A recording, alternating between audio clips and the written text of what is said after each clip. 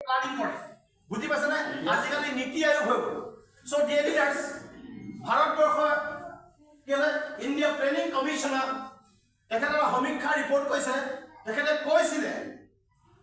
যে 1920 এটা পৰিয়াল চলিবৰ কাৰণে 1920 চনত এটা পৰিয়াল চলিবৰ কাৰণে এটকা পইচা লাগিছিলে বুলি কৈছে আৰু পৰিয়ালৰ মেম্বাৰ সংখ্যাটো তেতিয়া তেওঁ কৈছে নিয়াৰ এবাউট 28 to 30 28 জনৰ পৰা 30 জনীয়া পৰিয়াল 35 জনীয়া পৰিয়াল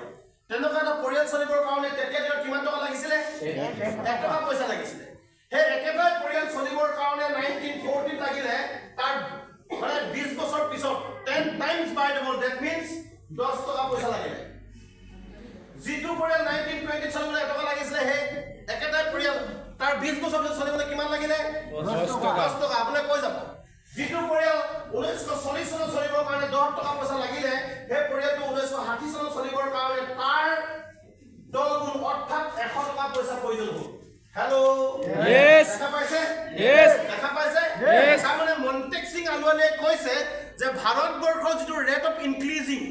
যিটো মানে কি পইচাৰ যিটো বৃদ্ধি এটো মানে বস্তুৰ যিটো দামৰ হাৰ বাঢ়িবলৈ আৰম্ভ কৰিছে তাৰ অনুপাতত তেখেতে কৈছে যে কি এটা পৰিয়াল চলিবৰ কাৰণে প্ৰত্যেক 20 বছৰে 10 গুণ পইচা প্ৰয়োজন হৈছে বুলি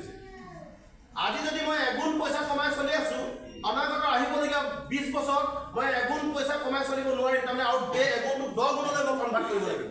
আজি যদি এটকাত চলিছো তাহলে আহিবলগীয়া 20 বছৰত মই চলিবলৈ হলে এই এটকাটো বৃদ্ধি কৰি নিমি 10 টকালৈ পাবগৈ লাগিব এই কথাটো কৈ আছে বুজি পাইছে yes সো ডিয়াৰ লিডাৰ্স যিটো পৰিয়াল 1960 চলিবৰ কাৰণে 100 টকা লাগিছে হে একেটা পৰিয়াল চলিবৰ কাৰণে 1980 চলিবৰ কাৰণে ইয়াৰ 10 গুণ অৰ্থাৎ 1000 টকা প্ৰয়োজন হ'ল হেল্ল yes 1980 ইয়াত বহু মানুহ আছে 1980 কথা জানা কম বেছি পৰিমাণে ইয়াত ব্যক্তি আছে তেওঁলোকৰ লগত আপোনালোকে কিছনে ইন্টাৰেক্ট কৰিলে মানে আপুনি গম পাব তেওঁলোকৰ লগত আপোনালোকে কোঅৰ্ডিনেট কৰিলে আপুনি গম পাব 1980 হসাকে মানে কি বস্তু পাতি দামবিলাক ইমান কম আছিল নেকি 1980 বিনিময় প্ৰথা আছিল আপোনালোকৰ পইচা নাই বস্তু দি দিলে আপুনি সামগ্ৰী দোকানত পাইছিলে yes or no yes so dear leaders 1980 এটা পৰিয়াল চলিবৰ কাৰণে কিমান লাগিছিলে 1000 টকা জিতু পৰিয়াল 1980 চলিবৰ কাৰণে 1000 টকা লাগিছিলে ভালকে বুজিব যি এখন নতুনকৈ আহিছে হে একেটাই পৰিয়াল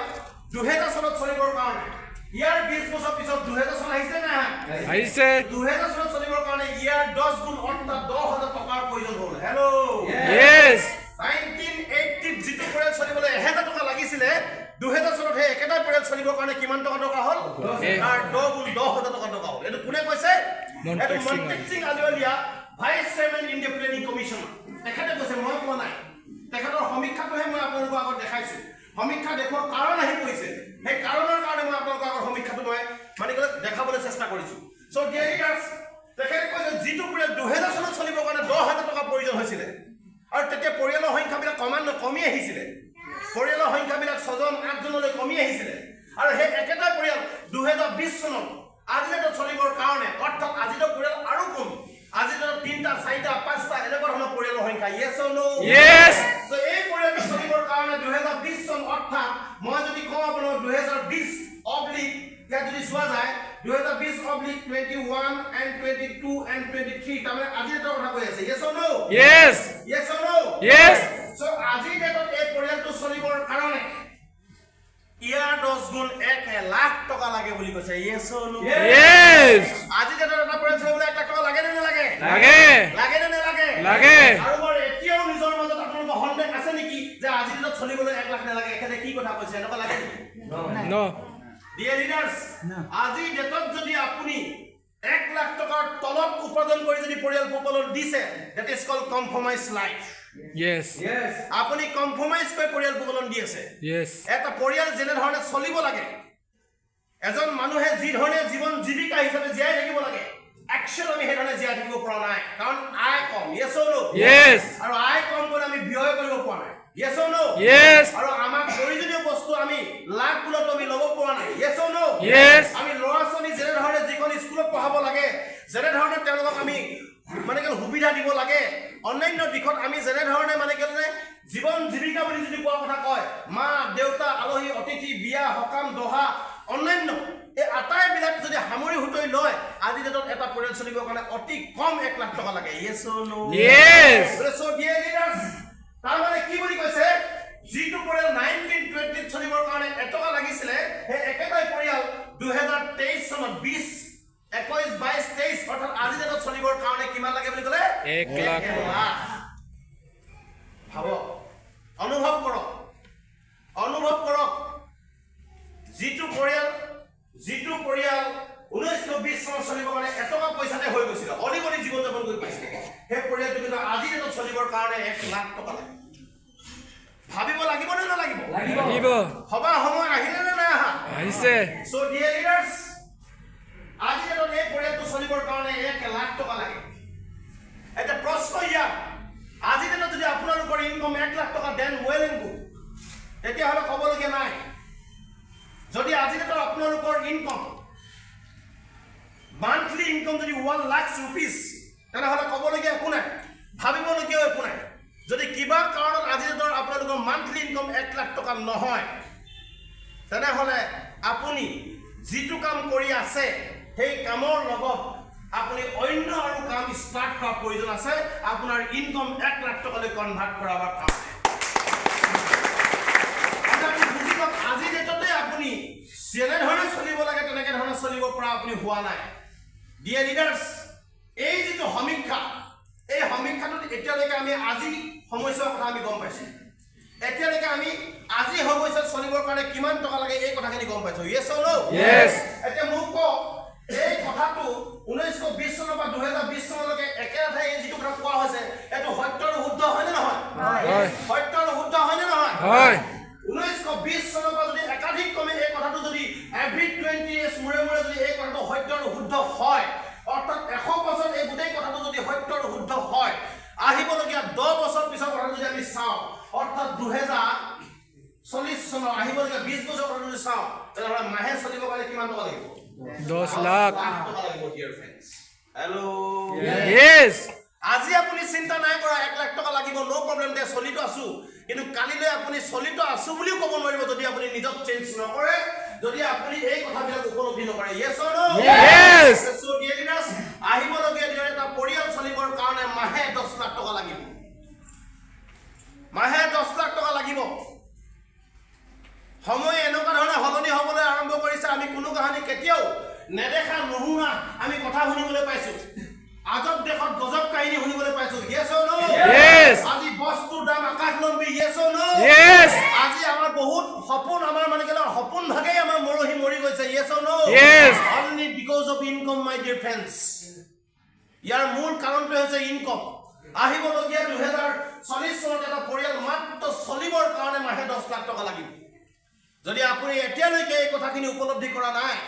যদি আপুনি এতিয়ালৈকে এই কথাখিনি ভবা নাই তেনেহ'লে আজিৰ পৰা ভাবিবলৈ আৰম্ভ কৰক ডিয়াৰ লিডাৰ্স এই কথাটো এজন কি হয় কোনে কৈছে অভিজ্ঞ ব্যক্তি মনটেক সিং আলুৱালিয়াৰ এইটো ছাৰ্ভে ৰিপৰ্ট হয় আৰু তেখেতে কোৱা কথা হয় ডিয়াৰ লিডাৰ্স গতিকে আজি ডেটত চলিবলৈ 1 লাখ টকা লাগে তেনেহ'লে আহিবলগীয়া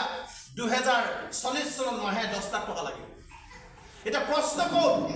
আমি নিজৰ মাজত আমি গম্ভ কৰি আছো আমি নিজৰ মনত কেতিয়াবা আমি অহংকাৰ কৰি আছো আমি নিজক কেতিয়াবা কেনেকে ধৰণৰ আমি গেভেটি কৰি আছো মোৰ লগত গাড়ী 3খন আছে মই গাড়ী মালিক মই চাকৰি কৰোঁ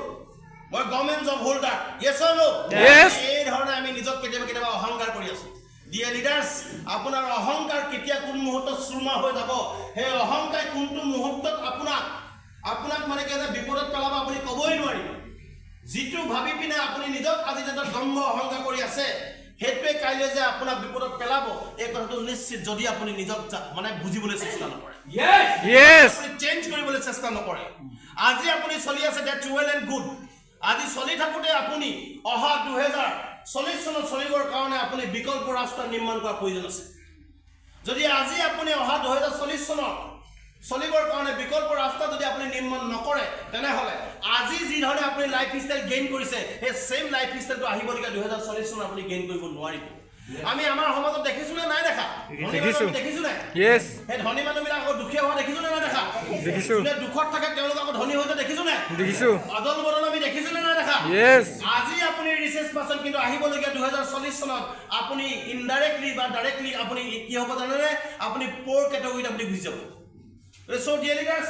এই কথাবিলাকৰ কাৰণে আমি আপোনালোকক এই সমীক্ষা ৰিপৰ্টটো দেখাইছো যে আজি আপুনি যিটো ইনকম কৰিছে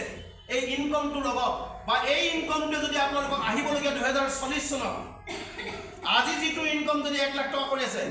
এই কামটোৰ যোগেদি যদি মাহে 10 লাখ টকা ইনকম হোৱাৰ সম্ভাৱনা নাই তেনেহ'লে আপুনি ট্ৰেক চেঞ্জ কৰাৰ প্ৰয়োজন আছে। এই কামৰ লগত অন্য এটা কাম সংগতি ৰাখি কাম কৰাৰ প্ৰয়োজন আছে। যদি আপুনি কৰা কামটো আহিবলগীয়া 2040 চনত মাহে 10 লাখ টকা দিয়াৰ সম্ভাৱনা আছে তেনেহ'লে ৱেল এণ্ড গুড ক'বলগীয়া নাই। তেনেহ'লে ক'বলগীয়া নাই। যদি আপুনি যিটো কাম কৰি আছে, আপুনি এখন গ্ৰচাৰী দোকান চলাই আছে, আপুনি এখন অটো ৰিক্সা গাড়ী চলাই আছে, আপুনি এটা মানে অন্য ধৰণৰ বেপাৰ বাণিজ্য আৰম্ভ কৰিছে, এই বেপাৰ বাণিজ্যটোৱে যদি আহিবলগীয়া 2040 চনত মাহে 10 লাখ টকা দিয়াৰ সম্ভাৱনা আছে, দেটছ ৰাইট ৱে। তেতিয়াহ'লে ক'বলগীয়া একোৱে নাই। যদি কিবা কাৰণত আপুনি কৰি থকা চাকৰিটোৱে হওক, আপুনি কৰি থকা সেই বেপাৰটোৱে হওক, যিকোনো ধৰণৰ ব্যৱসায় নহওক কিয়, সেই ব্যৱসায়টো যদি আপোনাৰ কিবা কাৰণত মাহে 10 লাখ টকা দিয়াৰ সম্ভাৱনা নাই তেনেহ'লে সেই ব্যৱসায়টোৰ লগত আপুনি আৰু এটা অন্য ব্যৱসায় ষ্টাৰ্ট কৰাৰ প্ৰয়োজন আছে। প্ৰয়োজনত 2টা ষ্টাৰ্ট কৰাৰ প্ৰয়োজন আছে। প্ৰয়োজনত 3টা ষ্টাৰ্ট কৰাৰ প্ৰয়োজন আছে। Yes or no? Yes. Yes or no? Yes. So dear leaders, আজি আমি সমীক্ষা ৰিপৰ্টটো পৰা এটা কথা গম পালো যে আহিবলগীয়া দিনত ভয়ংকৰ হ'বলৈ গৈ আছে আৰু আমি কাম কৰিব লাগিব। বুজি পালে? Yes. বুজি পালে? Yes. এতিয়া পইচা ঘটিবলৈ হ'লে কাম কৰিবলৈ হ'লে আমাক কি লাগিব? যিকোনো জেগাত আমি কাম কৰিবলৈ যদি যাওঁ, বিজনেছ কৰিবলৈ হ'লে আমাক কি লাগিব? টকা লাগিব। পইচা ঘটিবলৈ আমি যাবলৈ হ'লে য'তে হ'লে আমাক পইচা লাগিব। Yes or no? Yes. ইয়াতে কৈছে